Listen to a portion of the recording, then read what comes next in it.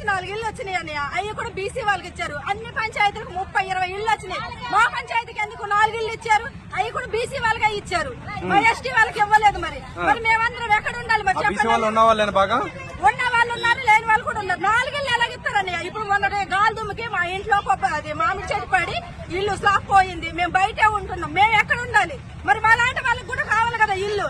చాలా మంది మా పిన్ని వాళ్ళు అయితే పెళ్లి అయ్యింది, 2 పిల్లలు ఏంటారు చదువుతారు, డిగ్రీకి వచ్చిన వాళ్ళకి ఇల్లు లేదు, బయట ఉంటున్నారు అద్దెకి తీసుకొని. మరి ఎలా ఇలాంటి వాళ్ళని గుర్తించరా రేవంత్ రెడ్డి? మరి ఎలాగా మరి మేము బతికేది? ఎలక్షన్ అప్పుడు అయితే వస్తారు. నువ్వేంటి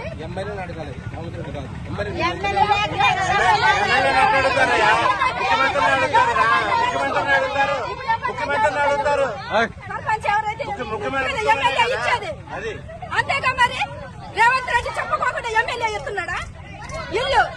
ఆయనైతే రేవంత్ రెడ్డికి సంబంధం లేదని మాట్లాడుతున్నాడు.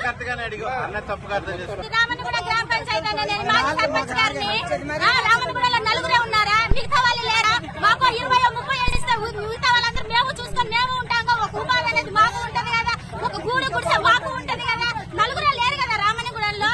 అది కూడా చూసుకొని ఇవ్వాలి. మరి ఎమ్మెల్యే గారు ఏం చేస్తున్నారో ఏంటో, మరి కావాలని చేస్తున్నారో, మరి ఇవ్వాలని ఇచ్చారో మాకైతే లేదు. కానీ మాకు న్యాయం జరగాలి అంతే మేము కోరుకునేది. మా రామన్గూడ